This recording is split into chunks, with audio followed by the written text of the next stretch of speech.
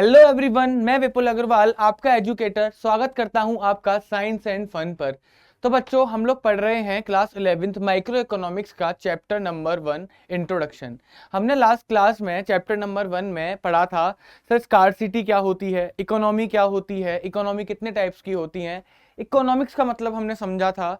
सबसे इंपॉर्टेंट हमने sir positive और नॉर्मेटिव इकोनॉमिक्स पढ़े थे, उनके बीच का डिफरेंस समझा था। तो सर उसी को कंटिन्यू करते आज हम लोग आज की क्लास में पढ़ते हैं सर आगे के टॉपिक्स, जिसमें कि आज सबसे पहले जो हम टॉपिक पढ़ेंगे वो होगा बच्चों हमारा माइक्रो एंड मैक्रो इकोनॉमिक्स। वो टॉपिक होगा बच्चों हमारा micro and macro economics.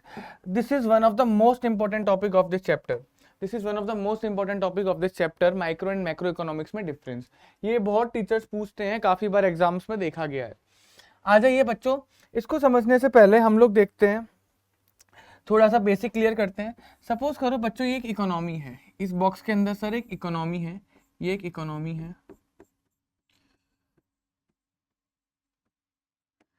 Sir एक इकोनॉमी के अंदर ना बहुत सारे एलिमेंट्स होते हैं, सर बहुत सारे एलिमेंट्स होते हैं जिनसे मिलकर एक इकोनॉमी बनी होती है, जिनसे मिलकर एक इकोनॉमी बनी होती है। अगर हम सर बात करें नॉर्मल एक इंडिविजुअल लेवल पर एक सिंगल पर्सन के लिए, मैं मान के चलता हूँ इतने सारे पर्सन्स मिलाकर हमारी एक इकोनॉमी बनी। तो अगर मैं एक सिंगल पर्सन की बात करूंगा, मैं खाली वन पर्सन की बात करूंगा, तो सर वो हो गई मेरी सर माइक्रो इकोनॉमिक्स। वो हो गई सर मेरी क्या, माइक्रो इकोनॉमिक्स। अगर मैं वन सिंगल इंडिविजुअल के बारे में बात करता हूं तो वो हो गई सर मेरी माइक्रो इकोनॉमिक्स। अगर मैं पूरी इकोनॉमी की बात करूंगा, यानी कि एग्रीगेट करके सारे इंडिविजुअल्स को मिला दूंगा, एग्रीगेट कर दूंगा, तो वो बन जाती है सर मेरी क्या, मैक्रो इकोनॉमिक्स। वो बन जाती है सर मेरी क्या, मैक्रो इकोनॉमिक्स। अगर मैं पूरे सबकी बात करूं तो वो बन गई सर मेरी मैक्रो इकोनॉमिक्स।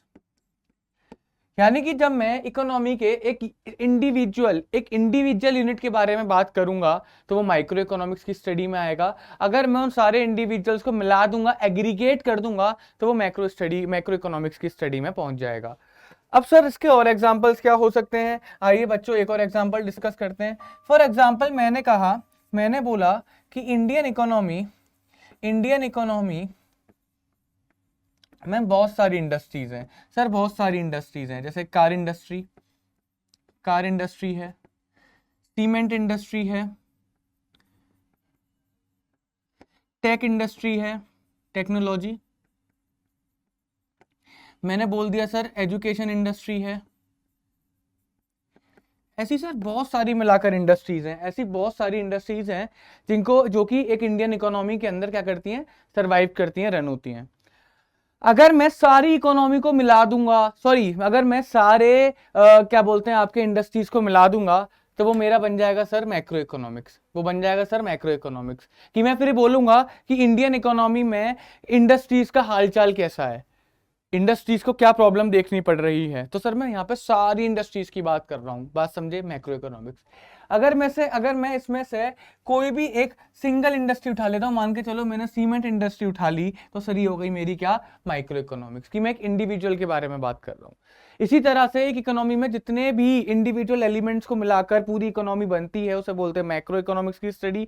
और जब एक हम सिंगल इंडिविजुअल की बात करेंगे, वो एक पर्सन हो सकता है, इंस्टीट्यूशन हो सकता है, कोई इंडस्ट्री हो सकती है, तो वो हो गया सर मेरा क्या, माइक्रो इकोनॉमिक्स।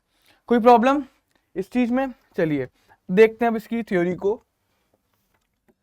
तो मीनिंग देखते हैं, micro economics is that part of the economic theory which studies the behaviour of individual units of an economy.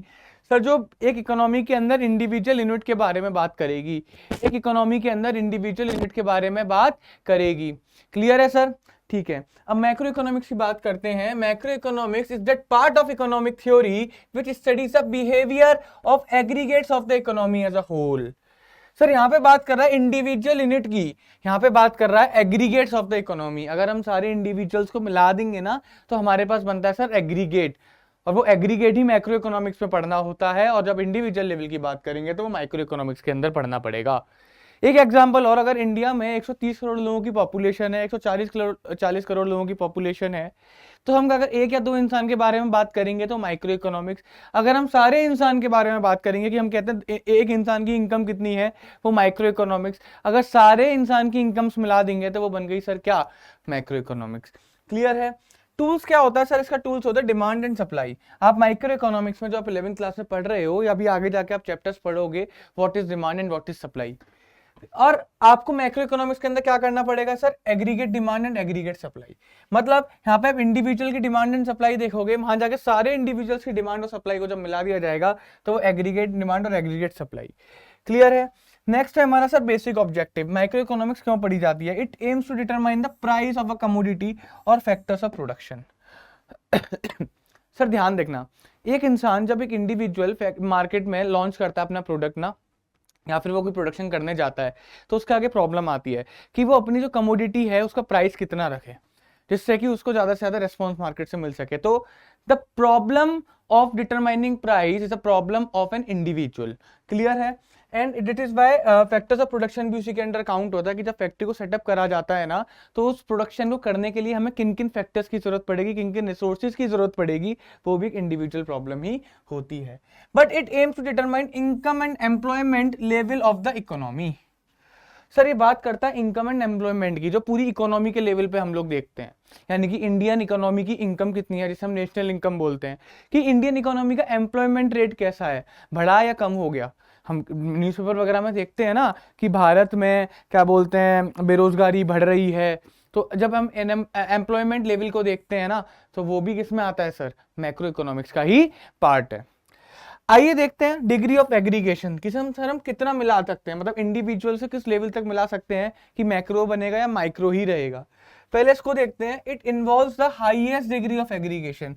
Sir macro economics के अंदर आपको सारी चीजें प्लस करनी पड़ेंगी, आपको कोई भी एलिमेंट नहीं छोड़ना, सारे एलिमेंट्स को प्लस करना पड़ेगा, तभी जाकर वो मैक्रो इकोनॉमिक्स बनेगा।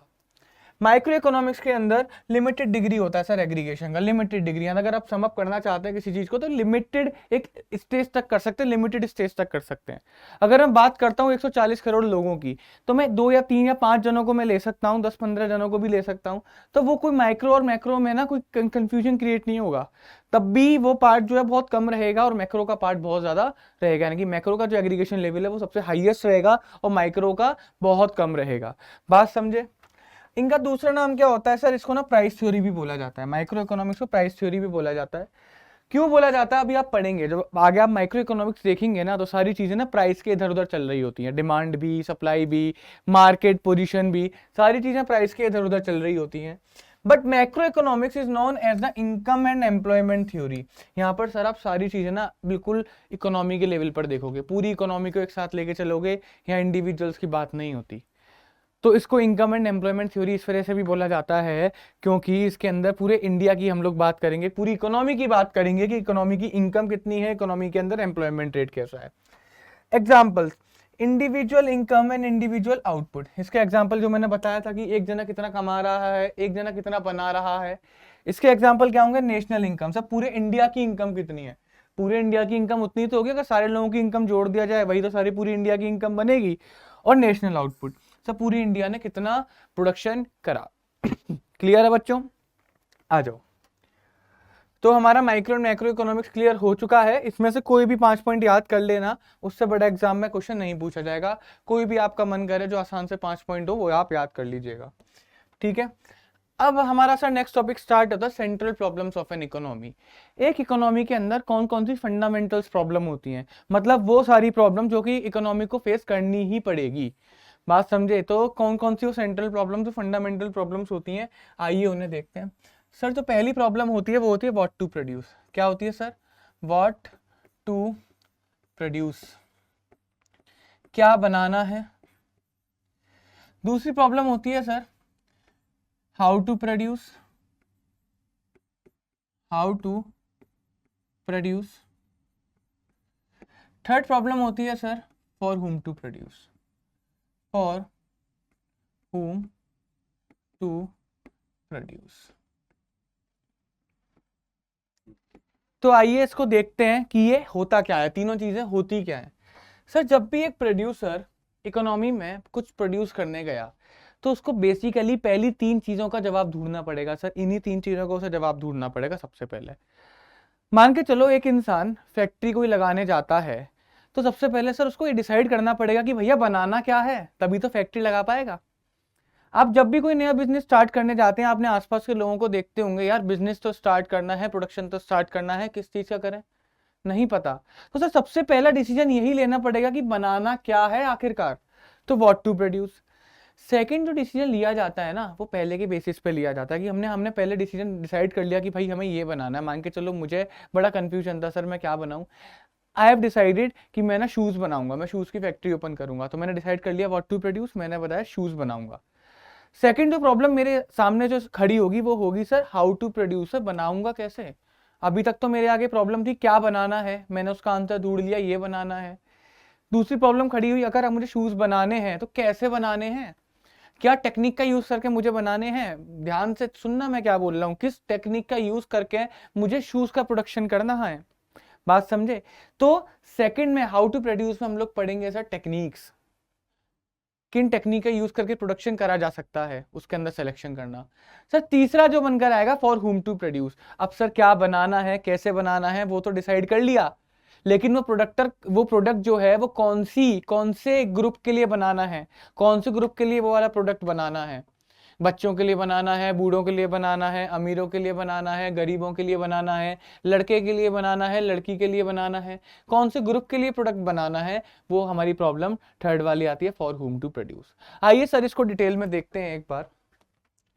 This problem how to produce में, this problem involves selection of goods पहला and services to be produced.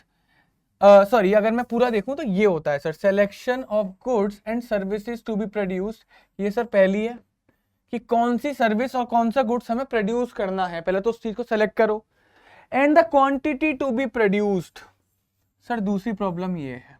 इसके अंदर सर व्हाट टू प्रोड्यूस के अंदर हम दो चीजों को रिफ्लेक्ट करते हैं, दो चीजों को हाईलाइट करते हैं। सर कौन कौन सी, पहली चीज तो यही चीज डिसाइड करो कि क्या बनाना है, तो selection of goods and services कि कौन सा गुड तुम्हें बनाना है या कोई तुम सर्विसेज प्रोड्यूस करना चाहते हो, पहले तो वो चीज सेलेक्ट करो।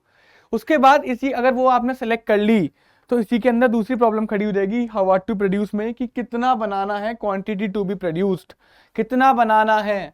तो क्या बनाना है, कितना बनाना है, ये दोनों चीजें किसके अंदर आएंगी सर व्हाट टू प्रोड्यूस के अंदर आएंगी, व्हाट टू प्रोड्यूस के अंदर आएंगी। यानी कि जो आपका इसमें पहला है ना वो क्या है आपका सिलेक्शन, क्या है आपका सिलेक्शन। अगर मैं इसका एग्जांपल देखूं तो एक इकोनॉमी के आगे ऑफ कोर्स वो कैपिटल गुड्स भी बनाती है, कि इकोनॉमी क्या सर कैपिटल गुड्स भी बनाती है, एक इकोनॉमी कंज्यूमर गुड्स भी बनाती है। कैपिटल गुड्स मतलब वो गुड्स जो फर्दर प्रोडक्शन के काम में आते हैं, मशीन्स, जनरेटर्स वगैरह, और कंज्यूमर गुड्स वो गुड्स जो कि डायरेक्टली कंज्यूम कर लिए जाते हैं। तो इकोनॉमी एक कैपिटल गुड्स भी बनाती है, कंज्यूमर गुड्स भी बनाती है। अब इकोनॉमी के आगे ये प्रॉब्लम है कि सर कौन सा कैपिटल गुड बनाए और कौन सा कंज्यूमर गुड्स बनाए। बात समझे नहीं समझे, प्रॉब्लम आएगी नहीं आएगी। अगर हमें मशीनरी बनानी है, अगर हमें ब्रिजेस डैम्स वगैरह बनाने हैं, तो वो कौन से बनाए, और कंज्यूमर गुड्स यानी कि जो डायरेक्टली कंज्यूम कर सके ऐसी कौन सी गुड्स बनाई। ये इकोनॉमी के आगे प्रॉब्लम होती है, हर इकोनॉमी के आगे प्रॉब्लम होती है। सबसे पहला तो उसे यही फेस करना पड़ता है। क्लियर है, तो कितना कैपिटल गुड्स कितना कंज्यूमर गुड्स बनाए, ये एक एग्जांपल है इसका व्हाट टू प्रोड्यूस का। अगर आपने डिसाइड कर लिया कि चलो कैपिटल गुड्स में ना मैं एक काम करता हूँ, मैं सोलर प्लांट लगवाऊंगा पूरे इंडिया में, ये आपने डिसाइड कर लिया। क्लियर है नहीं क्लियर है। और कंज्यूमर गुड्स में आप लोगों ने ये डिसाइड कर लिया कि भाई हम कोई क्या बोलते हैं एक ऐसा मैं मान के चलता हूँ कोई ऐसा प्रोडक्ट लाते हैं जिससे कि कस्टमर को फायदा हो, लाइक जूस। मैं एक तरीके का नया जूस लेकर आया जिसे कंज्यूम करके डायरेक्ट कंज्यूमेबल वे, ठीक है, ये गवर्नमेंट ने डिसाइड कर लिया। सपोज करो ये एक प्रोड्यूसर ने डिसाइड कर लिया, गवर्नमेंट ने डिसाइड कर लिया, उन्होंने सेलेक्ट कर लिया कि क्या बनाना है। क्लियर बात है नहीं है। अब इसका जब क्वांटिटी, अब इसमें कितना कितना बनाना है क्वांटिटी, वो भी सर व्हाट टू प्रोड्यूस के अंदर ही आएगा। मोदी जी ने बोला सोलर प्लांट ना इंडिया के अंदर 20 लगवाते हैं, उन्होंने डिसाइड करा कितने लगवाते हैं, 20 लगवाते हैं। सर क्वांटिटी की बात हो गई। और जूस की बात करेंगे तो जूस ने बोला अभी एक काम करते हैं, अभी 20% पॉपुलेशन को कवर करते हैं, यानी कि 28 करोड़ निकल कर आएगा अप्रोक्सीमेटली, 30 करोड़ मान लो, 30 करोड़। तो ये चीज सारी चीजें क्या होती हैं सर, डिसाइड करी जाती हैं इन एडवांस। तो सबसे पहले डिसाइड करा क्या बनाना है, और उसी के अंदर एक और प्रॉब्लम जनरेट हो जाती है डिसाइड करने के बाद ही कि कितना बनाना है। तो इन सारी चीजों को किस में पढ़ते हैं हम लोग सर, व्हाट टू प्रोड्यूस में पढ़ते हैं। ये प्रॉब्लम है, हम सॉल्यूशन ढूंढ ही नहीं रहे, हम तो प्रॉब्लम पढ़ रहे हैं पहले कि प्रॉब्लम क्या है, सॉल्यूशन नहीं है बेटा। ये प्रॉब्लम पढ़ रहे हैं सर, प्रॉब्लम क्या है। प्रॉब्लम यही है कि सबसे पहले जाके ढूंढो क्या बनाना है और उसको कितना बनाना है, ये सारी चीजें व्हाट टू प्रोड्यूस के अंदर आएंगी। सर सेकंड है हाउ टू प्रोड्यूस। सर अब तो डिसाइड कर लिया बनाना है, क्या बनाना है, कितना बनाना है, अब समझ में नहीं आ रहा सर कैसे बनाना है। ठीक है, तो इस problem, this problem refers to the selection of technique. Sir कौन सी टेक्निक को यूज करें for the production of goods and services. जो हमने प्रोडक्शन एंड जो हमने goods and services what to produce में सेलेक्ट करे थे, उनको बनाने के लिए किस टेक्निक ऑफ प्रोडक्शन का यूज करा जाए। सर इकोनॉमिक्स के अंदर दो टेक्निक बताई गई हैं, इकोनॉमिक्स के अंदर सर दो टेक्निक्स बताई गई हैं। पहली टेक्निक है sir labour intensive technique, labour intensive technique, पहली है sir labour intensive technique. Second सा टेक्निक है क्या, capital intensive technique, capital intensive technique. Labour तो आप समझ गए होंगे भैया, कोई भी जो अपने हाथ पैरों से काम करता है वो हमारी labour intensive technique. Capital intensive technique के अंदर सर फॉर एग्जांपल मशीनरी, कि जब हम पैसा खर्च करके किसी क्या बोलते हैं मशीनरी वगैरह से हम लोग अपना प्रोडक्शन करवाएंगे, यानी कि लेबर कम यूज होगी। एक इकोनॉमी के आगे सर ये भी प्रॉब्लम होती है कि जो प्रोडक्शन होना चाहिए हमारी इकोनॉमी के अंदर, वो लेबर करेगी ज़्यादा, कम मशीनरी करेगी। पहला क्या बनेगा, ज़्यादा लेबर कम मशीनरी। दूसरा बनेगा सर ज़्यादा मशीनरी कम लेबर। अब ये प्रॉब्लम ना इकोनॉमी के आगे हमेशा खड़ी रहती है, क्योंकि अगर हमने मान के चलो मशीनरी का उपयोग ज़्यादा करा तो लेबर कम यूज़ होगी। अब लेबर कम यूज़ हुई तो अनएम्प्लॉयमेंट बढ़ने के चांसेस हैं। बात ही समझ में या फिर नहीं आई। या फिर कोई कंट्री कहती है कि भैया हमारे पास पैसा बहुत है, हम ना मशीन का यूज़ करेंगे, बात समझो। और अगर हम लेबर इंटेंसिव की साइड गए तो हमारे पास इतनी पॉपुलेशन ही नहीं है। अगर हम सर बात करेंगे यूएसए, जर्मनी, फ्रांस, ऐसी कंट्रीज की बात करेंगे, इन कंट्रीज पे पैसा बहुत है लेकिन पॉपुलेशन नहीं है, तो ऐसे केस में ये कंट्री कैपिटल इंटेंसिव टेक्निक का यूज करेंगी, कैपिटल इंटेंसिव टेक्निक का यूज करेंगी। दूसरी साइड अगर हम इंडिया जैसी कंपनी की बात करें, इंडिया जैसी कंट्री की बात करें, तो इंडिया पे पॉपुलेशन बहुत है। दूसरी चीज कि इंडिया पे एक टाइम पर ना पैसे की भी कमी थी, यानी कि वो कैपिटल इंटेंसिव टेक्निक को अफोर्ड नहीं कर पा रहा था। आज के टाइम में कर रहा है, धीरे धीरे स्टार्ट हो चुका है डेवलपमेंट, बट पहले नहीं कर पाता था। तो उस केस में इंडिया लेबर इंटेंसिव टेक्निक की ओर ज़्यादा जाती है, क्योंकि यहाँ पे पैसा भी आपका कम लगा मशीनरी में। दूसरी बात जो एम्प्लॉयमेंट का, जो अनएम्प्लॉयमेंट का जो प्रॉब्लम है ना, वो भी धीरे धीरे सॉल्व होना स्टार्ट हो जाएगा। क्लियर है। A good can be produce using different techniques of production. Sir good तो चाहे ऐसे भी बना लो वैसे भी बना लो, दोनों तरीके से बन जाता है। चाहे आप किसी लेबर का यूज करके हाथों से गुड्स बनवा लो या पैसा खर्च करके मशीनरी से बनवा लो, गुड्स तो बन जाएगा। बट एक इकोनॉमी के आगे प्रॉब्लम होती है कि वो लेबर इंटेंसिव टेक्निक का यूज करके बनाया, कैपिटल इंटेंसिव टेक्निक का यूज करके बनाए। क्लियर है। आइए देखते हैं। थर्ड होता है sir for whom to produce. Sir इसके अंदर ना पता लगाना होता है कि आप जो गुड्स बनाने वाले हैं, पता कर लिया ना आपने, सेलेक्ट कर लिया, आपने ये भी सेलेक्ट कर लिया कि आप कौन सी टेक्निक से बनाएंगे। अब सर ये आपको सेलेक्ट करना पड़ेगा कि बनाना किन के लिए है। अगर मैंने डिसाइड करा कि मैं जूते बनाऊंगा और मैंने डिसाइड कर लिया कि मैं जूते मशीन से बनवाऊंगा, अब मुझे डिसाइड करना पड़ेगा कि जूते मैं बनाऊंगा किन के लिए, लड़कियों के लिए, लड़कों के लिए, बूढ़ों के लिए, जवान लोगों के लिए, या बच्चों के लिए। बात समझे नहीं समझे, कितनी सारी मेरे पास कैटेगरी है और मैं सारों को तो नहीं कर सकता बिकॉज रिसोर्सेज आर लिमिटेड। आप इसको, इस चीज को सोच के देखो ना भाई, अगर मैं सारी चीजों का प्रोडक्शन कर लेता तो प्रॉब्लम खड़ी नहीं होती ना। मैं नहीं कर सकता सारी चीजों का प्रोडक्शन, तभी तो मेरे आगे प्रॉब्लम आई कि क्या बनाऊं। अभी सारी चीजें बना नहीं सकता तो बेस्ट चीजें ही सोचूंगा, तो वहां पे प्रॉब्लम ऑफ चॉइस। बात क्लियर, थोड़ा सोच के देखो भाई, अगर आप सारी चीजें बना ही नहीं सकते तो स्कार्सिटी क्रिएट हो गई। वहां पे आपको चॉइस करना पड़ा कि क्या बनाना है। तो व्हाट टू प्रोड्यूस में भी आप चॉइस कर रहे हो क्या बनाना है, हाउ टू प्रोड्यूस में भी आप चॉइस कर रहे हो कि कैसे बनाना है, क्योंकि आपके पास इतनी रिसोर्सेज नहीं है कि आप दोनों तरीके से पूरा आप इस्तेमाल कर सको कि बहुत सारा है, नहीं है। आपको चॉइस करना पड़ेगा क्या चीज आपके लिए बेस्ट है। यहाँ पर भी आपको चॉइस करना पड़ेगा बिकॉज आपके पास रिसोर्सेज कम है। आप सब लोगों के लिए आइटम नहीं बना सकते, आपको एक ग्रुप सेलेक्ट करना पड़ेगा। जितनी भी कंपनीज हैं सब ग्रुप सेलेक्ट करती हैं। चाहे फरारी ले लो बेटा, अमीरों को टारगेट करती है या फिर नहीं करती फरारी, बात आई समझ में या फिर नहीं आई। या फिर कुछ ब्रांड्स हैं जो कि मिडिल क्लास को टारगेट करती हैं, जैसे डी मार्ट एक ऐसा शॉपिंग स्टोर है जो कि मिडिल क्लास को टारगेट करता है। बात समझे नहीं समझे। कुछ ऐसी ब्रांड्स भी हैं जो कि गरीबों को टारगेट करती हैं। क्लियर है या फिर नहीं है। तो ऐसी वो लोग भी जानते हैं कि रिसोर्सेज इतने नहीं है कि हम सारे लोगों की नीड को पूरी कर सकें, हम कुछ लिमिटेड लोगों की करेंगे, वो ग्रुप को ढूंढना ही हमारा फॉर हुम टू प्रोड्यूस है। This problem relates to the distribution of produce goods and services. Sir हमने जो गुड्स प्रोड्यूस करा, सर्विसेज प्रोड्यूस करी, उसे किसे डिस्ट्रीब्यूट करें, कौन से ग्रुप को उनका लाभ दें। बात समझे या फिर नहीं समझे। Among the individual with in the economy, is that selection of the category of people who will ultimately consume the goods. क्या मतलब सर, उस ग्रुप को सेलेक्ट करो, उस एक पीपल के ग्रुप को सेलेक्ट करो जो कि अल्टीमेटली हमारे गुड्स को क्या करेगा, कंज्यूम करेगा। वही तो मैंने बोला, अगर मैं जूते बना रहा हूं तो मुझे वो ग्रुप सेलेक्ट करना पड़ेगा जिसको कि मैं जूते पहनाना चाहता हूं अपने। बात ही समझ में नहीं आई। एग्जाम्पल भी दिया आगे, whether to produce goods for more poor and less rich और more rich and less poor. या तो ज्यादा गुड्स बनाओ अमीरों के लिए, कम बनाओ गरीबों के लिए, या फिर ज्यादा बनाओ गरीबों के लिए, कम बनाओ अमीरों के लिए। दूसरा इसका एग्जाम्पल ये भी हो सकता है कि क्या बोलते हैं, बच्चों के लिए ज्यादा बनाओ, जवान लोगों के लिए कम बनाओ, या जवान लोगों के लिए ज्यादा बनाओ, बच्चों के लिए कम बनाओ। बात आई समझ में या फिर नहीं आई। अब इसका एक एग्जांपल है सर firstcry.com। आप सब लोगों ने सुना होगा, वो एक ही टारगेट में घुसा पड़ा है कि हमें 5 साल के बच्चों तक के लिए गुड्स बनाने हैं, क्योंकि उसको पता था मैं सबके लिए नहीं बना सकता, तो उसने टारगेट सेलेक्ट करा या फिर नहीं करा। हाँ जी सर करा। ऐसे ही सर टारगेट सेलेक्ट करा जाता है आपके लिए, आपको ग्रुप निकालना पड़ता है कि आप किस ग्रुप के लिए अपना प्रोडक्ट बना रहे हो, वो भी आपको सेलेक्ट करना पड़ेगा, because the resources are limited. Clear है।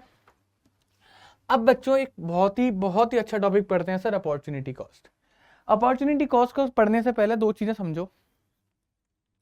स्कार्सिटी मैंने पढ़ाया था भैया, किसी भी चीज की कमी हो ना, स्कार्सिटी। तो पहली चीज आपको स्कार्सिटी आनी चाहिए कि स्कार्सिटी है। दूसरी चीज, जो स्कार्सिटी एक प्रॉब्लम को क्रिएट करती है, इसे बोलते हैं प्रॉब्लम ऑफ चॉइस। कि आपके पास डिमांड तो आपकी बहुत ज्यादा है, लेकिन आपके पास उसके हिसाब से रिसोर्सेज नहीं है, ये स्कार्सिटी हो गया। बट आपको अपने लिमिटेड रिसोर्सेज में ही ज्यादा से ज्यादा सेटिस्फाई होना है, यानी कि आपको प्रॉब्लम ऑफ चॉइस क्रिएट हो गई।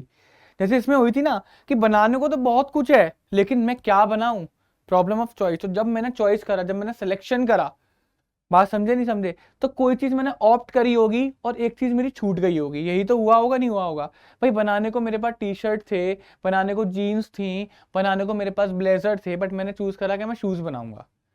तो मेरे पास 4-5 चीजें थी, मैंने ऑप्ट करी एक, तो मैंने जब शूज को ऑप्ट करा तो बाकी सारी चीजें मेरी छूट गई होंगी। हाँ जी सर, छूट गई होंगी। अगर मान के चलो मुझे जाना है सर, मनाली जाना है, गोवा जाना है, तमिलनाडु जाना है, ठीक है, और मेरे पास पैसे पड़े हैं लिमिटेड, तो मैं एक जगह ही जा सकता हूं ना। मैंने डिसाइड करा मैं मनाली जाऊंगा, तो जब मैं मनाली गया तो मैंने बाकी सारी चीजों को छोड़ा। मैंने गोवा जाना छोड़ा, मैं तमिलनाडु जाना छोड़ा नहीं छोड़ा। तो जब भी आप प्रॉब्लम ऑफ चॉइस में फंसेंगे, आप एक चीज को ऑप्ट करेंगे तो दूसरी चीज ऑटोमेटिकली छूट जाएगी। बात समझे। तो जो चीज आपके लिए बेटा छूटी, वही आपकी क्या है, अपॉर्चुनिटी कॉस्ट। आओ देखो, opportunity cost is the cost of next best alternative foregone. Sir मतलब वो जब आपने चॉइस करा तो आपके पास बहुत सारे ऑल्टरनेटिव थे, तो जो आपने चीज ऑप्ट करी उससे नेक्स्ट बेस्ट ऑप्शन आपका जो छूटा, वही आपकी अपॉर्चुनिटी कॉस्ट है। एक एग्जांपल इसका लेके चलते हैं और आपको सारी चीजें क्लियर हो जाएंगी। एग्जांपल नंबर 1 लेके चलते हैं, फिलहाल एग्जांपल नंबर 1 लेके चलते हैं। मान के चलो मेरे पास है 2 ऑप्शन है, मेरे पास 2 ऑप्शन है कि मान के जो मेरे को जाना है सर, मैं मुंबई भी जा सकता हूं, ठीक है, मैं मनाली जा सकता हूं, बट मैं एक जगह ही जा सकता हूं। मैं दोनों जगह नहीं जा सकता, रिसोर्सेज ही नहीं है, ना इतना टाइम है ना इतना पैसे हैं, एक ही जगह जा सकता हूं। तो मैंने डिसाइड करा कि मैं मुंबई जाऊंगा, मैं मनाली नहीं जाऊंगा। मैंने डिसाइड करा कि मैं मुंबई जाऊंगा, मैं मनाली नहीं जाऊंगा। तो सर जब मैंने मुंबई ऑप्ट करा, तो जो मेरा नेक्स्ट बेस्ट ऑल्टरनेटिव क्या था कि अगर मैं मुंबई नहीं जाता तो ऑफकोर्स मैं मनाली जाता, तो Manali is my next best option, कि मनाली मेरा अगला बेस्ट ऑप्शन था। तो सर जब जैसे ही मैंने मुंबई चॉइस करा कि मुंबई जा रहा हूं, तो मनाली मेरा क्या बन गया सर, अपॉर्चुनिटी कॉस्ट बन गया। तो Manali is a next best option, Manali is a cost of next best alternative foregone. अभी जा चुका, ये मौका जा चुका, जैसे ही मैं मुंबई ऑप्ट करा मनाली का मौका जा चुका। बात समझे नहीं समझे। ये तो हो गया सर आपको समझाने के लिए एक एग्जाम्पल। अब एक्चुअल में एक एग्जाम्पल को देखते हैं, एक्चुअल में एक एग्जाम्पल को देखते हैं और आपको सारी चीजें क्लियर हो जाएंगी उससे बिल्कुल। मान के चलो मैं बेटा, मुझे ना 4 जगह से ऑफर मिले जॉब के, मुझे ना सर 4 जगह से ऑफर मिले जॉब के। पहला ऑफर मिला मेरे को टीसीएस से, जो कि मेरे को 50,000 रुपये महीना दे रहे थे, 50,000 पर मंथ दे रहे थे। एक ऑफर मिला सर मेरे को गूगल से, गूगल वाले मेरे को सर 40,000 रुपये महीना दे रहे थे, 40,000 रुपये पर मंथ दे रहे थे। एक ऑप्शन मिला सर मेरे को फेसबुक से, फेसबुक वाले सर मेरे को 45,000 पर मंथ दे रहे थे। और सर एक ऑप्शन जो मिला वो मेरे को मान के चलो मटरू लाल लिमिटेड, मटरू लाल लिमिटेड। बेटा नाम पे मत जाना, मैं अभी बोल रहा हूँ नाम पे मत जाना। नाम के अंदर किसी की आपका पैसे नहीं छुपे हुए। आपको पैसा कितना मिल रहा है, कौन दे रहा है, बस उस बात से मतलब रखो। कितना पैसा मिल रहा है उस बात से मतलब रखो। इसने बोला मैं तेरे को 60,000 रुपये पर महीने दूंगा। अब हर कोई सर कौन सी जॉब को ऑप्ट करेगा? सर बिल्कुल मटरू लाल वाली जॉब को ऑप्ट करेगा। नाम पे मत जाओ, क्योंकि मेरे को ज्यादा पैसे कहां से मिल रहे हैं? मटरू लाल से। सर मटरू लाल के बाद मेरे पास कौन सा बेस्ट ऑप्शन था? अब मैं बच्चों से पूछता हूँ ना, बच्चे कहते हैं सर ये तीनों मेरी अपॉर्चुनिटी कॉस्ट हो गई, लेकिन गलत। तीनों अपॉर्चुनिटी कॉस्ट नहीं होंगी। अपॉर्चुनिटी कॉस्ट क्या कहता है? Next best alternative. एक ही की बात कर रहा है, वो भी नेक्स्ट बेस्ट की। यानी कि बच्चों इसके बाद मेरे लिए बेस्ट कौन सा होता? सर इसके बाद आपके लिए बेस्ट ना टीसीएस होता। तो टीसीएस क्या बन गया सर? Opportunity cost. बात समझे या फिर नहीं समझे? तो opportunity cost is the cost of next best alternative foregone. यानी कि मटरू लाल की नौकरी पकड़ने के लिए मेरे को टीसीएस की नौकरी छोड़नी पड़ी। तो टीसीएस इसमें opportunity cost for the Matru Lal job. The true cost of using economic resources in any given project is the loss of the alternative output which they might have been produced. Sir एक economy में यही तो problem है कि आप जब किसी चीज का प्रोडक्शन करते हैं ना, तो उसके पीछे एक वो चीज की अपॉर्चुनिटी कॉस्ट भी छुपी होती है कि आपने कोई दूसरी चीज का प्रोडक्शन ना करने का डिसाइड करा होगा, कि आपने किसी चीज का प्रोडक्शन छोड़कर किसी चीज का प्रोडक्शन स्टार्ट करा होगा। कि विपुल सर ने सर टी शर्ट का प्रोडक्शन छोड़कर जूतों का प्रोडक्शन स्टार्ट करा। ये होगा, और क्यों होगा? क्योंकि स्कार्सिटी है सर, प्रॉब्लम ऑफ चॉइस। तो जब आप चॉइस करते हैं ना, आप किसी चीज को छोड़ेंगे और किसी चीज को पकड़ेंगे, तो जो चीज आपने छोड़ी उसमें से जो बेस्ट होगा वही आपकी अपॉर्चुनिटी कॉस्ट है। बात आ गई समझ में या फिर नहीं आ गई? चलिए आगे देखते हैं। हाँ, ये एक मीम टाइप है, मैंने बनाया था, skip economic classes, the opportunity cost is too damn high. अगर आप बच्चे इकोनॉमिक्स की क्लासेस छोड़ोगे तो उसकी जो अपॉर्चुनिटी कॉस्ट होने वाली है, बात समझे या नहीं समझे, वो बहुत ज्यादा होने वाली है। मतलब अगर आपने इकोनॉमिक कॉस्ट छोड़ा तो आपको बहुत ज्यादा नुकसान देगी। ठीक है, अब हम पढ़ते हैं सर नेक्स्ट टॉपिक, और इस चैप्टर का सबसे ज्यादा important topic, production possibility frontier. Production possibility frontier. आओ बच्चों देखते हैं क्या मतलब है इस टॉपिक का। सपोज करो सर एक फार्मर है जिसका नाम है सर बाबूलाल। एक फार्मर है सर जिसका नाम है क्या? बाबूलाल। उस फार्मर के पास सर एक पीस ऑफ लैंड पड़ा है, एक पीस ऑफ लैंड पड़ा है।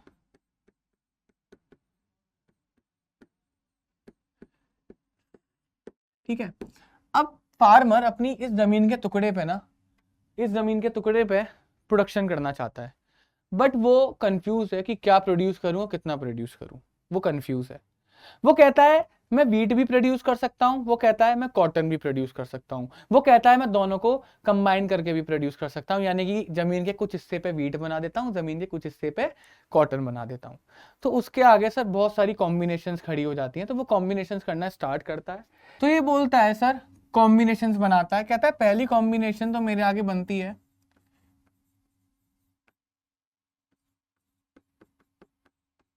ये कहता है कि या तो मैं 21 यूनिट्स वीट का बना सकता हूं और कॉटन में बनाऊंगा ही नहीं। ये एक कॉम्बिनेशन है, ऑफ कोर्स है। वो कहता है कि मैं 21 यूनिट्स वीट का बनाऊंगा, कॉटन में बनाऊंगा ही नहीं।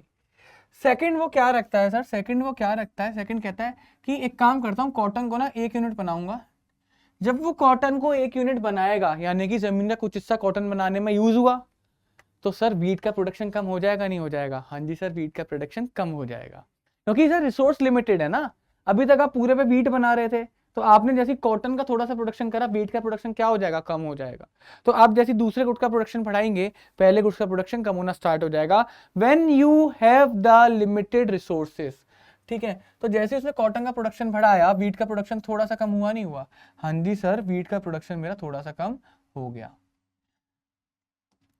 अब देखो सर, थर्ड उसने ऑल्टरनेटिव निकाला। उसने कहा मैं एक और कॉटन का प्रोडक्शन करूंगा, यानी कॉटन अब मैं 2 बनाऊंगा। सर वीट कम हो जाएगी, कितनी हो जाएगी? 18। अभी बस ऐसा एग्जांपल देखो, अब एग्जांपल में बस ये नोटिस करो कि कॉटन का प्रोडक्शन बढ़ता चला जा रहा है और वीट का प्रोडक्शन कम होता चला जा रहा है। फोर्थ आप देखते हो सर, उसने फोर्थ ऑप्शन रखा। फोर्थ ऑप्शन में कहता है मैं कॉटन अब 3 बनाऊंगा और ये मैं कर दूंगा सर 15, और कम होगी सर वीट। कॉटन बढ़ रहा है, वीट कम होता चला जा रहा है। इसने सर फिफ्थ ऑप्शन रखा। फिफ्थ ऑप्शन में ये बोलता है कि मैं ये बनाऊंगा 4 और ये कर दूंगा मैं आपका 11। फिर इसने एक आगे ऑप्शन रखा, सर इसने सिक्स ऑल्टरनेटिव इसने रखा, 6 कॉम्बिनेशन इसने बनाया। ये कहता है एक काम करता हूँ मैं कॉटन 5 भी बना सकता हूँ, तो जिससे मेरा वीट कम होके और कितना हो जाएगा सर, वीट कम होके 6 हो जाएगा। क्लियर है। इसने लास्ट एक ऑप्शन फिर रखा, लास्ट इसने एक और कॉम्बिनेशन बनाया, उस कॉम्बिनेशन में बोलता है कि मैं 6 कॉटन बनाऊंगा तो मैं वीट बिल्कुल बनाऊंगा ही नहीं। सर ये इसके आगे कॉम्बिनेशन निकल कर आए, ये इसके आगे 7 तरीके के कॉम्बिनेशन इसके आगे निकल कर आए। क्लियर है सर, कोई इसमें प्रॉब्लम नहीं। अब आप देखो, अब आप इस चीज में एक बार देखो, आप क्या नोटिस कर रहे हो कि कॉटन का प्रोडक्शन देखो बढ़ता चला जा रहा है और वीट का प्रोडक्शन क्या होता चला जा रहा है, कम होता चला जा रहा है। वीट का प्रोडक्शन क्या होता चला जा रहा है सर, वीट का प्रोडक्शन कम होता चला जा रहा है। तो एक तरीके से कॉम्बिनेशंस बने नहीं बने कि वो अगर अपनी पूरी जमीन को यूज करता है तो इस तरीके से प्रोडक्शन कर सकता है, चाहे वो 4th वाला ऑप्शन ले ले, 5th वाला ले ले, 6th वाला ले ले, वो कोई भी ऑप्ट करेगा, वो अपनी पूरी जमीन का यूज कर रहा है। ये तो हमारे आगे क्लियर हो गई। क्लियर है सर। अगर इसको सर मैं ग्राफिकली रिप्रेजेंट कर दूं, अगर सर मैं इसको ग्राफिकली रिप्रेजेंट कर दूं, इसके ऊपर मैं ग्राफ बना देता हूं, इसके ऊपर ना सर मैं ग्राफ बना देता हूं, इसको ग्राफ पर रिप्रेजेंट कर दूं तो क्या होगा, ये बेटा आपका होता है क्या, एक्स एक्सिस, और ये क्या होता है, एक्स एक्सिस पे मान के चलो मैं रखता हूँ क्या, कॉटन। एक्स एक्सिस पे मैं रखता हूँ कॉटन और उस पर रखता हूँ मैं सर वीट। ये बच्चों होती है आपकी क्या, वाई एक्सिस, और ये आपका ओरिजिन। कॉटन 1 2 3 4 5 6, ये रखते हैं 3 6 9 12 15 18 21। आइए देखो, क्लियर है। आइए चलो इसे कनेक्ट करते हैं सर, जल्दी से इसे कनेक्ट करते हैं, बनाते हैं। हमने देखा था सर हमारे पास पहला ऑप्शन कौन सा बना था, पहला ऑप्शन बना था cotton 0 wheat 21, cotton 0 wheat 21। Sir cotton 0 x axis पे 0 कहाँ आ रहा है, ये वाई एक्सिस पे 21 कहाँ आ रहा है सर, ये आ रहा है। पहला पॉइंट मेरा इस जगह पर आएगा नहीं आएगा, पहला पॉइंट मेरा इस जगह पर आएगा नहीं आएगा, हाँ जी सर पहला पॉइंट इसी जगह पर आएगा। दूसरा कहता है कि सर मैं कॉटन 1 बनाऊंगा तो मेरा वीट कितना हो जाएगा सर, 20 हो जाएगा, यानी कि दूसरा पॉइंट मेरा इस जगह पर आया, हाँ जी सर मेरा दूसरा पॉइंट इस जगह पर आया। तीसरा कहता है अगर मैंने कॉटन 2 बनाई तो मेरा प्रोडक्शन कितना हो जाएगा सर, 18 हो जाएगा, यानी कि तीसरा पॉइंट आपका इस जगह पर आएगा या फिर नहीं आएगा, हाँ जी सर तीसरा पॉइंट आपका लगभग लगभग इसी जगह पर आएगा। क्लियर है। फिर ये बोलता है सर, फिर ये बोलता है अगर मैंने कॉटन 3 बनाया मेरा प्रोडक्शन 15 हो जाएगा। अगर मैंने कॉटन सर 3 बनाया तो मेरा प्रोडक्शन कितना हो जाएगा सर, 15 हो जाएगा, यानी कि आपका प्रोडक्शन कहाँ आएगा, यहाँ पर आएगा कहीं। उसके बाद बोलता है अगर मैंने कॉटन 4 बनाया तो मेरा प्रोडक्शन 11 हो जाएगा, 11 का मतलब आपका प्रोडक्शन कहीं इस जगह पर आएगा। फिर उसके बाद बोलता है अगर मैंने 5 कॉटन बनाया तो मेरा प्रोडक्शन कितना हो जाएगा सर, 6 हो जाएगा, 6 मतलब इस जगह पर आएगा आपका। नहीं सॉरी, 1 सेकेंड रुको बच्चा, 1 मिनट रुको। 4 बना रहा था तो उसका 11 आ रहा था, 4 बना रहा था तो उसका कितना आ रहा था, 4 बना रहा था 11 आ रहा था। जब वो कॉटन 5 बना रहा था, हाँ जब वो कॉटन 5 बना रहा था तो उसका प्रोडक्शन कितने पर था, उसका प्रोडक्शन सर 6 पर था, उसका प्रोडक्शन 6 पर था। तो वो कहता है जब मैं 6 कॉटन बनाऊंगा तो मेरा प्रोडक्शन किस पर आएगा सर, मेरा प्रोडक्शन वीट का 0 हो जाएगा। यही तो सारी पॉसिबिलिटीज बनी थी। अब इनको क्या कर दूंगा सर, इनको मैं जोड़ दूंगा, इनको सर मैं क्या कर दूंगा, जोड़ दूंगा। लो सर मैंने इनको जोड़ दिया, ये बन गया सर मेरा पीपीएफ। ये कर्व जो बना, ये लाइन जो बनी येलो कलर की सर, ये है क्या मेरा PPF, production possibility front tyre. इसे प्रोडक्शन पॉसिबिलिटी कर्व भी बोलते हैं, पीपीसी भी बोल देते हैं। सर ये लाइन क्या बताता है, सर ये लाइन बताता है कि इस लाइन पर जितने भी पॉइंट्स आएंगे, अनगिनत पॉइंट आ सकते हैं, एक लाइन के ऊपर अनलिमिटेड पॉइंट्स आ सकते हैं, हर पॉइंट एक कॉम्बिनेशन बताएगा वीट और कॉटन का, और वो कॉम्बिनेशन सर मैक्सिमम प्रोडक्शन होगा जो उस जमीन की धरती, जो जमीन पर करा जा सकता है, जो उस सर फार्म पर करा जा सकता है। बात को समझे नहीं समझे। तो पीपीसी एक्चुअल में आपको बताता क्या है, पीपीसी एक्चुअल में आपको बताता क्या है, देखो प्रोडक्शन पॉसिबिलिटी फ्रंटायर, जिसे हम कर्व भी बोलते हैं, refers to the graphical representation. Sir ये ग्राफिकल रिप्रेजेंटेशन ही तो है सर, ये पीपीसी मेरा ग्राफिकल रिप्रेजेंटेशन ही तो है। That shows the combination of maximum goods and services an economy can produce with the given resources and technology। यानी कि पीपीसी ने मेरे को जो कर्व निकल कर आया, जो लाइन निकल कर आई, उस लाइन के ऊपर से कोई भी पॉइंट आप रख दोगे ना, वो एक कॉम्बिनेशन बताएगा, और वो कॉम्बिनेशन क्या होगा, वो 2 गुड्स का एक कॉम्बिनेशन होगा जो बता रहा होगा कि आप अपनी रिसोर्सेज को मैक्सिमम यूज करके इतना मैक्सिमम प्रोडक्शन कर सकते हैं। यानी कि वो उस फार्मर को बता रहा है कि अगर तू अपनी जमीन का एक एक हिस्सा यूज करेगा ना तो तू इतने सारे कॉम्बिनेशंस बना सकता है। बात आई समझ में नहीं आई? तो combination of maximum goods and services, sir वो line combination of maximum goods and services बता रहा है, combination of maximum goods and services बता रहा है जो कि एक इकोनॉमी प्रोड्यूस कर सकती है। तो sir PPF refers to the graphical representation that shows a combination of maximum goods and services an economy can produce। एक बात ध्यान रखना सर, पीपीएफ खाली 2 गुड्स के कॉम्बिनेशन बताएगा, 2 गुड्स के कॉम्बिनेशन बताएगा। क्लियर है? नेक्स्ट देखते हैं सर प्रोडक्शन, इसका दूसरा नाम क्या होता है सर? पीपीसी होता है, पीपीबी होता है, प्रोडक्शन पॉसिबिलिटी बाउंड्री बोल देते हैं, ट्रांसफॉर्मेशन कर्व भी बोल देते हैं। सर बाउंड्री क्यों बोला गया? सर बाउंड्री क्यों बोला गया? बाउंड्री इस वजह से बोला गया क्योंकि उसके बाहर आप प्रोडक्शन लेकर नहीं जा सकते, वो सर मैक्सिमम लाइन है, वो मैक्सिमम लिमिट है। जितनी रिसोर्सेज आपके पास है, यानी कि फार्मर के पास जो लैंड है ना, उस लैंड के चलते वो उससे ज्यादा प्रोडक्शन नहीं कर सकता। क्लियर है? इस वजह से बाउंड्री बोला जाता है। ट्रांसफॉर्मेशन कर्व यानी कि वो जो लाइन थी वो लाइन बता रही है कि हमारी वीट ट्रांसफॉर्म हो रही है कॉटन में, भाई वीट चेंज होकर कॉटन में तो हो रही थी, तो ट्रांसफॉर्मेशन कर्व इस वजह से बोला जाता है, उसे ट्रांसफॉर्मेशन बाउंड्री बोलते हैं, ट्रांसफॉर्मेशन फ्रंटायर भी बोलते हैं, ये सारे उसके नाम है। क्लियर है बच्चों? आइए आगे देखते हैं। अब ये वो ग्राफ है जो मैंने अभी आपको जो शेड्यूल बताया था, प्रोडक्शन पॉसिबिलिटी शेड्यूल बोलते हैं, कॉम्बिनेशन बोलते हैं, ये आपके आगे है सर। एक कॉन्सेप्ट और आता है इसके अंदर, क्या? MOC, marginal opportunity cost and marginal rate of transformation. दोनों एक ही चीज होती है, दोनों एक ही चीज होती हैं। ठीक है, आओ समझते हैं। अब सर देखना क्या, मेरे को एक बात बताओ, मेरा प्रोडक्शन कितने से इंक्रीज हुआ? सर मेरे को एक बात बताओ, मेरा प्रोडक्शन कितने से इंक्रीज हुआ? मेरा जो प्रोडक्शन है वो कितने से इंक्रीज हुआ? सर मेरा प्रोडक्शन 1 से इंक्रीज हुआ। क्लियर है? मेरा प्रोडक्शन 1 से इंक्रीज हुआ। सर यहाँ पे कितना डिक्रीज हुआ? यहाँ पर सर 1 डिक्रीज हुआ। तो मैं क्या बोल सकता हूं कि 1 यूनिट कॉटन का इंक्रीज करने के लिए मैंने 1 यूनिट वीट का सेक्रीफाइस करा। बोल सकता हूं नहीं बोल सकता? यानी कि 1 कॉटन की अपॉर्चुनिटी कॉस्ट क्या है? 1 वीट। क्लियर है? नेक्स्ट इस तरीके से अगर मैं आगे देखूं, अगर मैं इस तरीके से आगे देखूं तो एक और कॉटन की प्रोडक्शन के लिए मैंने कितना वीट को सेक्रीफाइस करा? सर 2 वीट को सेक्रीफाइस करा। मैंने एक और कॉटन को गेन करने के लिए मैंने कितनी वीट को सेक्रीफाइस करा? सर मैंने 3 वीट को सेक्रीफाइस करा। तो जब आप ऐसे करते चले जाएंगे ना, यहाँ पे एक और आपने प्रोडक्शन बढ़ाया तो यहाँ पे 4 को सेक्रीफाइस करा, यहाँ पर आपने एक और बढ़ाया तो यहाँ पे कितना सेक्रीफाइस करा? 5 करा, और यहाँ पर आपने एक और गेन करने के लिए यहाँ पर आपने कितना करा सर? 6 करा। तो आप जैसे जैसे एक और यूनिट कॉटन का गेन कर रहे हो, आप ज्यादा से ज्यादा मतलब आपका जो प्रोडक्ट जो सेक्रीफाइसिंग है वो बढ़ता चला जा रहा है। यानी कि आप जैसे जैसे एक एक यूनिट का कॉटन का और प्रोड्यूस कर रहे हो, वैसे ही वैसे आपका वीट का सेक्रीफाइस बढ़ता चला जा रहा है। तो सर जब इसको अगर मैं मान के चलो, मैं आपसे कहता हूं मैं एमओसी लिखता हूं, मार्जिनल अपॉर्चुनिटी कॉस्ट, तो सर एमओसी का फॉर्मूला क्या होता है? एमओसी का फॉर्मूला होता है change in sacrifice divided by change in gains. कहने का मतलब आपने कितना गेन करने के लिए कितना सेक्रीफाइस करा, कितना गेन करने के लिए आपने कितना सेक्रीफाइस करा।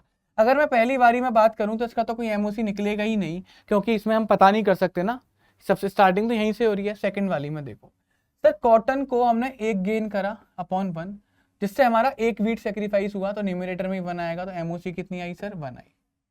क्लियर है? ऐसे ही जब हमने यहाँ पर सर गेन कितना करा? 1 करा, तो डिनोमिनेटर में गेन 1 लिख दिया। सर सेक्रीफाइस कितना करा? 2 करा, तो न्यूमरेटर में 2 लिख दिया, तो 2 आंसर आ गया। ये एमओसी आ रही है 1 2। सर तीसरी बार जैसे मैंने एक और गेन करा तो डिनोमिनेटर में 1 लिख दिया, लेकिन सेक्रीफाइस कितना करा उसके लिए? सर 3 करा, तो ये एमओसी कितनी हो गई? 3 हो गई। सर ऐसे ही जब मैं कैलकुलेट करूंगा तो 4/1 हो जाएगी, इसका 4/1 हो जाएगा, तो ये सर 4 आ जाएगा, इसका 5/1 हो जाएगा, तो इसका 5 आ जाएगा, इसका 6/1 हो जाएगा, तो इसका सर 6 आ जाएगा। ये आपकी एमओसी आ गई। क्लियर है? सर एमओसी और एमआरटी में क्या फर्क होता है? कोई फर्क नहीं होता, पर रेशियो का फर्क होता है। अगर इसको मैं 1 की जगह 1:1 लिख दूं तो ये बन गया सर क्या मेरा? MRT, marginal rate of transformation, MRT बन गया। मैं रेशियो में लिख दिया, इसको 2:1, इसको 2:1, इसको 3:1। सर मैं बस रेशियो में लिख रहा हूँ, इसको 4:1। ये सब क्या है मेरा सर? एमआरटी। ये क्या है मेरा सर? एमआरटी। तो एक्चुअली में एमओसी और MRT are the same things, बस एमओसी को न्यूमेरिकल फॉर्म में लिखा जाता है, एमआरटी को रेशियो की फॉर्म में लिखा जाता है। आओ सर इसकी थ्योरी देख लेते हैं। Marginal opportunity cost MOC refers to the number of units of a commodity sacrificed to gain one additional unit of the another commodity. कहने का मतलब यहाँ पे सर अनदर कमोडिटी हमारे एग्जांपल में क्या आती है सर, कॉटन। हमारे एग्जांपल में अनदर कमोडिटी क्या आती सर, कॉटन। और ये वाली जो कमोडिटी क्या थी सर, वीट थी।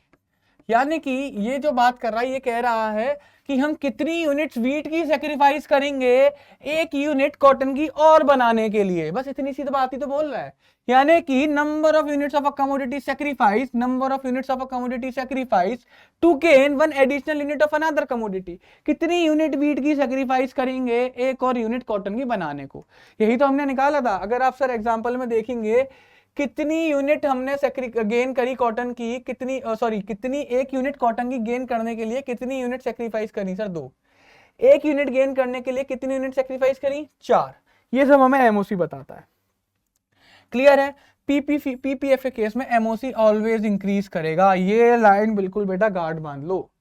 MOC is always increasing. MOC is always increasing. Marginal opportunity cost is always increasing. बात समझी, बात को नहीं समझी या नहीं समझे, क्लियर है।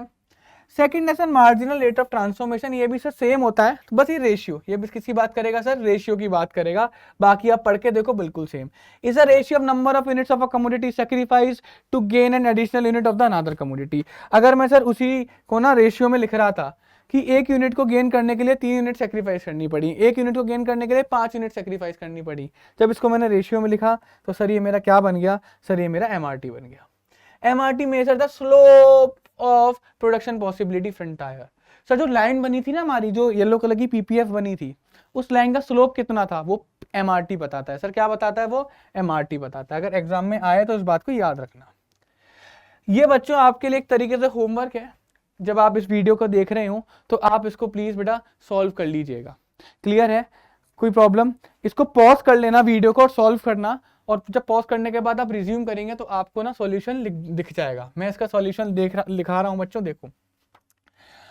ये मान के चलो गुड x है, ये मेरा गुड y है। अब आप देखेंगे सर 0, 10, 20, 30, 40, और यहाँ कितना है सर 200, 180, 140, 80, 0। मुझे इसका क्या निकालना है सर, मुझे इसका MOC निकालना है, मुझे इसका MOC निकालना है। एक बार बताओ, यहाँ गेन कितना हो रहा है सर 10 का, यहाँ सेक्रीफाइस कितना हो रहा है 20 का, तो कितना निकल कर आएगा सर 20/10 निकलेगा। कितना निकलेगा सर 20/10, यानी कि सेकंड वाले के आगे, पहले का तो निकलेगा ही नहीं ना, सेकंड वाले का क्या निकलेगा सर 20/10, यानी कि 2 निकलेगा। यानी कि एक y को बनाने के लिए 2 x का सेक्रीफाइस करना पड़ा, एक x का बनाने के लिए 2 y को सेक्रीफाइस करना पड़ा। आप यहाँ पर देखेंगे सर कितना सेक्रीफाइस कर रहा है 40 का, यहाँ कितना गेन कर रहा है सर 10 का, तो यहाँ पर रेशियो कितना आएगा 40/10, यानी कि 4।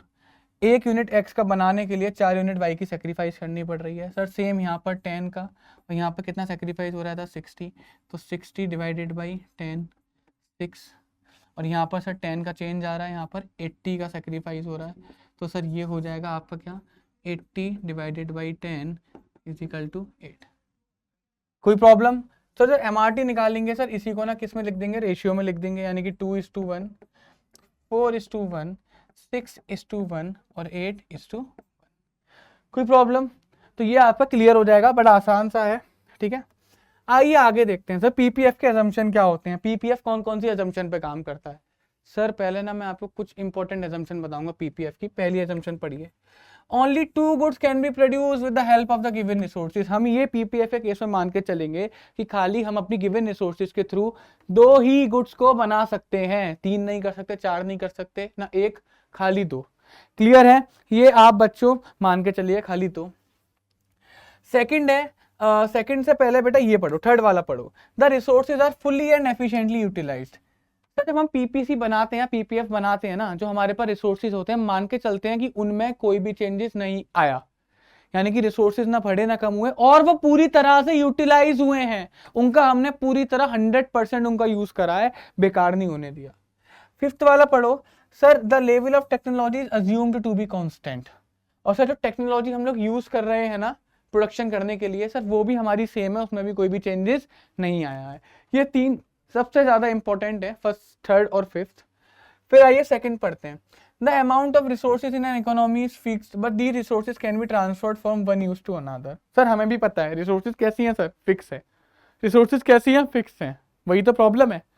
बट उन रिसोर्सेज को एक जगह से दूसरी जगह पर ट्रांसफर करा जा सकता है। लैंड हमारे पास फिक्स थी, बट उस लैंड को हमने कॉटन बनाने को भी इस्तेमाल कर सकते हैं और वीट बनाने को भी इस्तेमाल कर सकते हैं। बच्चों बात क्लियर है? फोर्थ पॉइंट पढ़ो, resources are not equally efficient in the production of all products. Sir जरूरी नहीं कि कोई इंसान अगर अच्छे से वीट उगा रहा है तो उतने अच्छे से वो कॉटन ही उगाएगा। यही प्रॉब्लम थी सर, जो हमारा रेशियो इंक्रीज हो रहा था, बिकॉज दे आर नॉट यूटिली क्या बोलते इक्वली एफिशिएंट। जो लेबर हमारी, एक बार बताओ, कॉटन बनाने में माहिर है, या जो लेबर हमारी वीट बनाने में माहिर है, वो कॉटन में तो इनएफिशिएंट रहेगी या फिर नहीं रहेगी। इसी वजह से जैसे जैसे हम लोग कॉटन का प्रोडक्शन बढ़ा रहे थे बच्चों, वैसे वैसे हमारा वीट का प्रोडक्शन ज्यादा कम हो रहा था, क्योंकि जो लेबर वीट को बहुत अच्छे से बना रही थी ना, वो बाद में गई होगी। पहले जो लेबर गई थी एक वीट बना रहा होगा, हमने कॉटन में शिफ्ट कर दिया तो हमारी कॉटन बना रहा था, क्लियर है। लेकिन जैसे हम एंड में पहुंचे तो हम सबसे अच्छी लेबर को ट्रांसफर करा हमने, तो हमने देखा यार ये तो 6 वीट बना रहा था, और जैसे हमने ट्रांसफर करा वहां जाके एक ही कॉटन बना रहा था। बात समझे? यही रीजन था, because the resources are not equally efficient. तो आपको इसमें ना कुछ 2-3 चीजें बहुत अच्छे दिमाग में याद रखनी है। 2 गुड्स बनेंगे, रिसोर्सेज फिक्स हैं, रिसोर्सेज कैसी हैं बच्चों, फिक्स हैं, और उनका प्रॉपर यूटिलाइजेशन हो रहा है। टेक्नोलॉजी के अंदर कोई चेंज नहीं आ रहा है निकल कर, क्लियर है। रिसोर्सेज को एक जगह से दूसरी जगह भी ट्रांसफर करा जा सकता है, यानी कि एक अगर आप किसी रिसोर्सेज को कॉटन बनाने को यूज कर रहे हो तो उसे वीट बनाने के भी इस्तेमाल करा जा सकता है, क्लियर है। और क्या बोलते हैं आपका ये वाला कि resources are not efficiently equally efficient in production of all product. जरूरी नहीं कि जो हमारे पास रिसोर्सेज वीट बहुत अच्छा बना रहा है वो उसी अच्छे से कॉटन में बनाएगा, हो सकता है उनकी एफिशिएंसी अलग अलग होगी।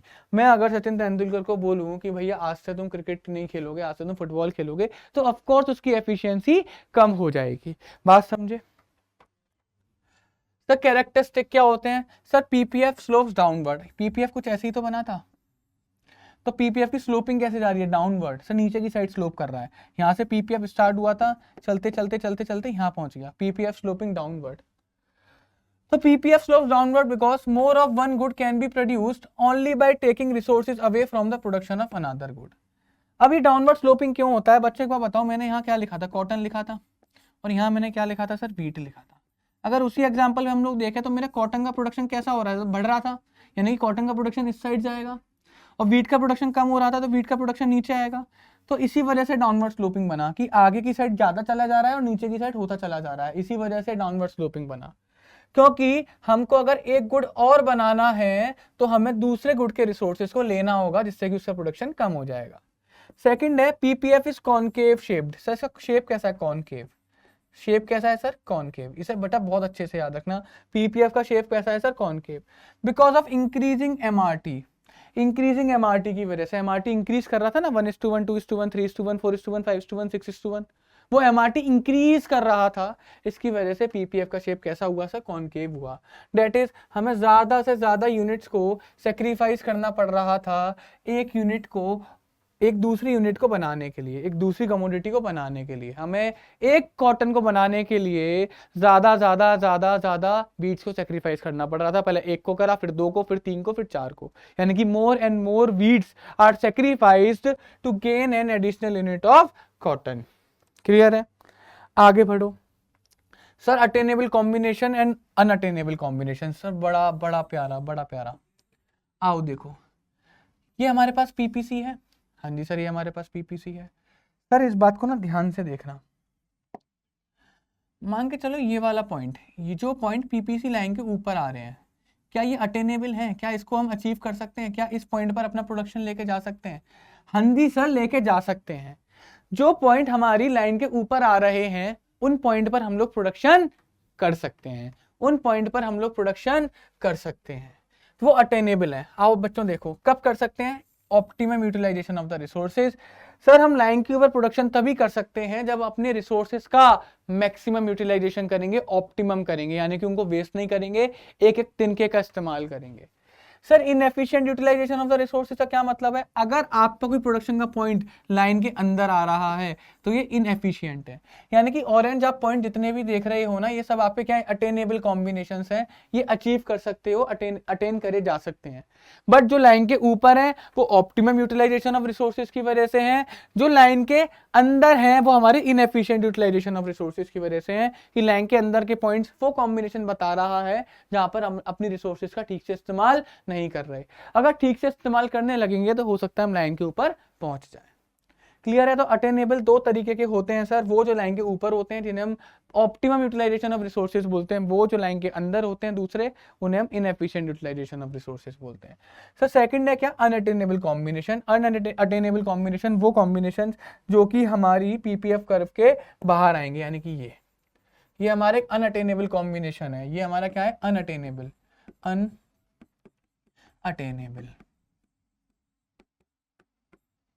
पढ़ के देखते हैं।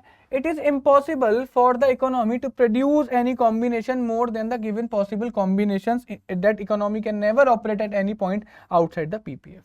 सर ये जो पॉइंट मैंने निकाला अनअटेनेबल, ये पॉइंट पर कॉम्बिनेशन पहुंच ही नहीं सकता, इस पॉइंट पर इकोनॉमी पहुंच ही नहीं सकती। बात को समझो, क्योंकि हमारी मैक्सिमम लिमिट ये लाइन ही तो है, इस लाइन के बाद इस पॉइंट पे पहुंचना इम्पॉसिबल है अपने उन गिवन रिसोर्सेज की, जब तक वो हम उन रिसोर्सेज पे काम कर रहे हैं। यानी कि जब तक बाबूलाल अपने उस खेत पे काम कर रहा है, उसी लिमिटेड रिसोर्सेज पे काम कर रहा है, सर वो अपना प्रोडक्शन इस लाइन के बाहर लेकर नहीं जा सकता। अगर वो चाहता है मैं यहाँ पहुंचूं तो वो नहीं पहुंच पाएगा, जब तक उसकी रिसोर्सेज क्या है, फिक्स है। क्लियर है? कोई प्रॉब्लम? अब सर एक पॉइंट आता है क्या, चेंज इन पीपीएफ। एक पॉइंट आता है सर क्या, चेंज इन पीपीएफ, इंपॉर्टेंट है। चेंज इन पीपीएफ क्या, पीपीएफ के अंदर चेंजेस आना। दो तरीके के चेंजेस होते हैं, पहला होता है शिफ्ट इन पीपीएफ, दूसरा होता है सर रोटेशन इन पीपीएफ। पहला पढ़ते हैं सर शिफ्ट इन पीपीएफ। क्या होता है shift in PPF? PPF will shift when there is change in production capacity with respect to both the goods. Sir both the goods हमने बनाया था, इधर देखना बच्चों, हमने बनाया था ये वाला पीपीएफ, ऐसा कोई पीपीएफ बनाया था। हमारे यहाँ पर क्या था सर, कॉटन था, हमारे यहाँ क्या था सर, व्हीट था।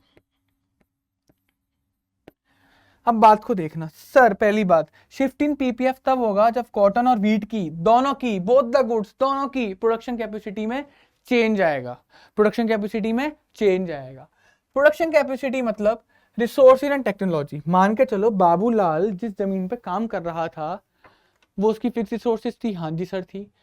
उसकी जमीन उसने और खरीद ली, क्या प्रोडक्शन बढ़ जाएगा? हाँ जी सर बढ़ जाएगा, कॉटन का भी और व्हीट का भी। बात ही समझ में नहीं आई? अगर आपकी रिसोर्सेज के अंदर चेंजेस आ रहे हैं तो आपके पीपीएफ पर भी चेंजेस आएगा। अगर आपके दोनों प्रोडक्ट पे चेंजेस आ रहा है तो वो शिफ्ट इन पीपीएफ होगा। मान के चलो हमारी रिसोर्सेज बढ़ गई, बाबूलाल ने और जमीन खरीद ली, बाबूलाल ने सर और जमीन खरीद ली, तो ऑफकोर्स हमारी रिसोर्सेज बढ़ जाएंगी। तो सर कॉटन का भी प्रोडक्शन इंक्रीज होकर ऊपर आगे पहुंच गया, और सर व्हीट का भी प्रोडक्शन इंक्रीज होकर ऊपर पहुंच गया। इसी को बोला जाता है सर क्या, शिफ्टिंग। इसे बोलते हैं सर राइटवर्ड शिफ्ट। क्या बोलते हैं सर, राइटवर्ड शिफ्ट। आपने क्या सीखा? आपने सीखा कि राइटवर्ड शिफ्ट तभी होगा जब कॉटन और व्हीट यानी कि दोनों कमोडिटीज के अंदर इंक्रीमेंट होगा, उनकी रिसोर्सेज बढ़ जाएंगी, उनकी टेक्नोलॉजी इंप्रूव हो जाएगी। तो राइटवर्ड शिफ्ट को पढ़ो, rightward shift in PPF occurs when there is advancement of technology, यानी कि टेक्नोलॉजी इंक्रीज कर गई और ग्रोथ ऑफ रिसोर्सेज, हमारे रिसोर्सेज भी बढ़ गए in respect to both the goods, दोनों गुड्स की, दोनों गुड्स में, यानी कि कॉटन और व्हीट में दोनों के लिए ये एडवांसमेंट हुआ ऑफ टेक्नोलॉजी, दोनों के लिए ही हमारी रिसोर्सेज बढ़ गई होंगी। तो सर राइट वर्ड शिफ्ट होता है। सर दूसरा होता है क्या, हमारा लेफ्ट वर्ड शिफ्ट। दूसरा सर क्या होता है हमारा, लेफ्ट वर्ड शिफ्ट। मान के चलो ये हमारा पीपीएफ है, हमारी रिसोर्सेज कम हो गई, कि बाबूलाल का भाई आया, वो बोलता है इसमें से ना 25% खेत मेरा है, मेरे को दे। बाबूलाल की रिसोर्सेज कम हो गई, तो बाबूलाल का व्हीट का भी प्रोडक्शन कम हो गया और कॉटन का भी हो गया, दोनों का प्रोडक्शन कम हो गया, जिसकी वजह से बाबूलाल का पीपीएफ क्या हो गया सर, लेफ्ट वर्ड शिफ्ट हो गया। लेफ्ट वर्ड शिफ्ट हो गया, इसे क्या बोलते हैं सर, लेफ्ट वर्ड शिफ्ट। तो लेफ्ट वर्ड शिफ्ट कब हुआ, जब उसकी रिसोर्सेज कम हो गई या फिर उसकी टेक्नोलॉजी खराब हो गई। Leftward shift in PPS occurs when there is technology degradation and decrease in resources with respect to both the goods. दोनों गुड्स के रिस्पेक्ट में उसकी टेक्नोलॉजी कम हो गई, उसकी रिसोर्सेज कम हो गई। अब कुछ बच्चों के दिमाग में डाउट आता है, सर टेक्नोलॉजी बढ़ते हो तो सुना है, कम होते हो तो कभी सुना नहीं। अभी सर यूक्रेन पर रशिया ने हमला करा था ना पिछले साल, तो यूक्रेन की सारी टेक्नोलॉजी ध्वस्त हो गई थी, तो अब हमारे इंडिया में जब लॉकडाउन लगा था, क्या बोलते हैं इसके, कोविड के टाइम पर, तो सर इंडिया की टेक्नोलॉजी पे भी फर्क पड़ा था। जो प्रोजेक्ट चल रहे थे ना बीच में, वो रुक गए थे। तो उनको बोलते हैं सर प्रोडक्शन टेक्नोलॉजी डिग्रेडेशन, कि आपकी कोई चीज़ नष्ट हो जाए बाढ़ की वजह से, तूफान की वजह से, ऐसी चीज़ें। Sir last topic, rotation of PPF. Sir एक और है rotation of PPF. Sir rotate कब होता है? क्या आपके मन में ये वाली बात नहीं आई कि अगर दोनों गुड्स में चेंजेस आते हैं तो शिफ्टिंग होगा, अगर खाली एक गुड्स में चेंज आता तो, जब एक गुड में चेंज आता तो उसे बोलते सर हम लोग रोटेशन। क्या बोलते सर? उसे हम बोलते रोटेशन। आओ रोटेशन को देखो। मान के चलो आपके पास ये पीपीएफ है, ये आपका क्या है? पीपीएफ है सर, ठीक है। ये आपका कॉटन और ये आपका वीट। अब इसको देखना जरा, मान के चलो कॉटन में खाली चेंजेस किस में आए सर? कॉटन में आए। टेक्नोलॉजी बढ़ी या टेक्नोलॉजी कम हुई, रिसोर्सेज बढ़े या रिसोर्सेज कम हुए, लेकिन उसका इंपैक्ट किस पे पड़ा? खाली कॉटन पे पड़ा। अगर सर कॉटन के लिए रिसोर्सेज बढ़ गए तो कॉटन का पीपीएफ आगे जाएगा सर, कॉटन वाली साइड का पीपीएफ आगे जाएगा। इसे बोलते हैं सर रोटेशन। अगर कॉटन के लिए ही रिसोर्सेज और टेक्नोलॉजी खराब हो गई तो कॉटन का ही पीपीएफ अंदर आ जाएगा। सर ये हो गया सर आपका रोटेशन। ये आपके रोटेशन में दो केसेस बने। आओ देखो, when there is a technological improvement और increase in resources for the production of the community on the x axis, then PPF will rotate to the right. आप देख रहे हो ना मैंने क्या बताया था? जब आपके कॉटन के लिए टेक्नोलॉजिकल इंप्रूवमेंट हुआ, आपके कॉटन के लिए आपके रिसोर्सेज इंक्रीज हुए, तो आपका क्या हुआ सर? ये हुआ आपका राइटवर्ड रोटेशन। क्या हुआ सर? ये हुआ आपका राइटवर्ड रोटेशन। राइट की साइड रोटेट कर गया एक्स एक्सिस पर, एक्स एक्सिस पर। और ये हुआ सर आपका क्या? Leftward rotation. ये हुआ आपका सर लेफ्टवर्ड रोटेशन। बात समझे? अब देखो, however in case of technological degradation और decrease in resources, PPF will rotate to the left. वही तो हुआ जब हमारे खाली एक्स एक्सिस पर जो कॉटन है, उस खाली कॉटन के लिए टेक्नोलॉजी बढ़ी या उस कॉटन के लिए टेक्नोलॉजी कम हुई या रिसोर्सेज कम हुई, तो खाली कॉटन के अंदर चेंजेस आया, और सर इसी को बोला जाता है रोटेशन। राइट में करेगा नहीं, कॉटन की प्रोडक्शन इंक्रीज कर जाएगी। लेफ्ट में जा रहा है यानी कि कॉटन का प्रोडक्शन कम हो रहा है, डिक्रीज हो रहा है। सर सेकंड अगर देखो, अगर मैं सेकंड आपको दिखाऊं, रोटेशन दूसरे तरीका का भी होता है एक और, ये वाला सेम वीट और कॉटन, सॉरी वीट कॉटन। अगर सर इस केस में क्या हो कि वीट के लिए प्रोडक्शन बढ़ जाए, तो लो वीट के लिए प्रोडक्शन बढ़ गया।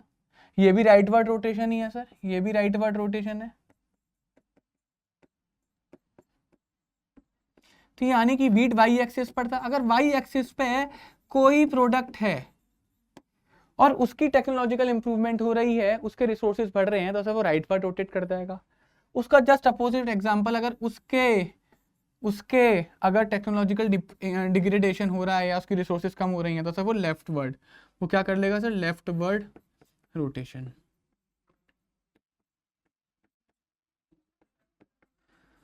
अब आप उसे पढ़ के देखो, a technological improvement or an increase in resources for a production of commodity on y-axis, PPF will rotate to the right। अगर सर y-axis पे जो गुड था, वीट था, वीट y-axis पर था ना, उसका अगर टेक्नोलॉजिकल इंप्रूवमेंट हुआ, उसके लिए इंक्रीज इन रिसोर्सेज हुआ, तो उसका ग्राफ ऊपर हो जाएगा खाली वीट का। अगर उसके लिए सर डिग्रेडेशन हो रहा है या फिर डिक्रीज इन रिसोर्सेज हो रहा है, तो PPF will rotate to the left, PPF left की साइड रोटेट कर जाएगा। कोई प्रॉब्लम बच्चों इसमें, दिक्कत कोई? तो एक बात याद रखना, अगर शिफ्टिंग इन पीपीएफ होता है तो सर दोनों गुड्स के अंदर चेंजेस आएंगे, या तो दोनों गुड्स बढ़ेंगे या दोनों गुड्स कम होंगे। अगर रोटेशन होता है तो सर या तो एक्स एक्सिस का गुड बढ़ेगा कम होगा, या वाई एक्सिस का गुड बढ़ेगा कम होगा। और चेंज होने के दो ही रीजन होते हैं, तो टेक्नोलॉजी या फिर रिसोर्सेज।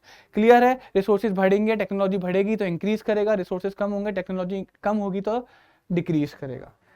एक बस आखिरी टॉपिक और है आपका, छोटा सा, 2 मिनट का लगेगा, और ये आपका चैप्टर बेटा खत्म।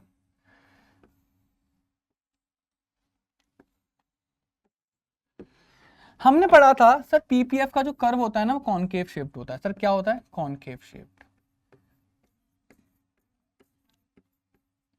कॉनकेव शेप्ड क्यों होता है? क्योंकि इंक्रीजिंग एमआरटी की वजह से। सर इंक्रीजिंग एमआरटी, ये पढ़ा था हमने। हाँ जी सर पढ़ा था। क्या ऐसा नहीं हो सकता कि वो स्ट्रेट लाइन हो सके?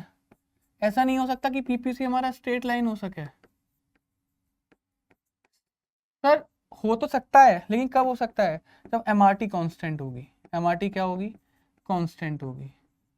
कहने का मतलब, कहने का मतलब अगर एमआरटी कांस्टेंट होगी तो हमारा पीपीएफ कैसा हो जाएगा? स्ट्रेट लाइन हो जाएगा। लेकिन ऐसा हो नहीं सकता बच्चों, ऐसा हो नहीं सकता। बात ही समझ में क्यों नहीं हो सकता? क्योंकि हम अजम्पशन पढ़कर आ रहे थे ना कि resources are not equally efficient. ठीक है, अगर कोई काम कॉटन के लिए अच्छा हो रहा है तो जरूरी नहीं उतना ही अच्छा वीट के लिए भी होगा।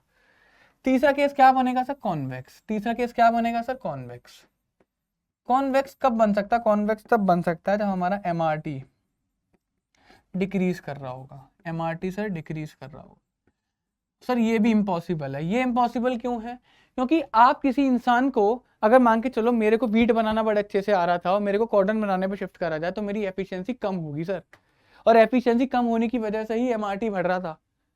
बात आई समझ में नहीं आई? सचिन तेंदुलकर को तुम क्रिकेट खेलने के लिए बोले नहीं तुम फुटबॉल खेलोगे तो उसकी एफिशिएंसी कम हो जाएगी, यानी कि एफिशिएंसी कम होगी तो एमआरटी बढ़ेगा। तो ऐसे काम बड़े मुश्किल होते हैं, बहुत ही रेयर केसेस में होते हैं कि आपने जब किसी इंसान को शिफ्ट करा उसकी एफिशिएंसी बढ़ गई। ऐसा नहीं माना जाता इकोनॉमिक्स के अंदर। तो जब हमारी एफिशिएंसी ही नहीं बढ़ेगी तो एमआरटी डिक्रीज कैसे कर जाएगा? नहीं करेगा ना। हमारी एफिशिएंसी कम होने की वजह से तो एमआरटी इंक्रीज करा था। बात ही समझ में यहाँ पे नहीं आई? तो वैसे ये हो सकते हैं, पेपर में आया कि कब स्ट्रेट लाइन हो सकता है, आप बोल देना when the MRT is constant. Paper में पूछा जाए कब कॉन्वेक्स होगा तो बोल देना व्हेन एमआरटी इज डिक्रीज। और ये तो होता ही है सर, हमारा पीपीएफ हमेशा कॉनकेव शेप्ड रहेगा क्योंकि एमआरटी हमेशा इंक्रीज करेगी। बात ही समझ में नहीं आई? तो बच्चों ये वाला जो आपका चैप्टर नंबर 1 है माइक्रो इकोनॉमिक्स का, वो यहीं पर खत्म होता है। तो टाटा बच्चों, bye bye, take care and please पढ़ जरूर लेना। Okay, good bye.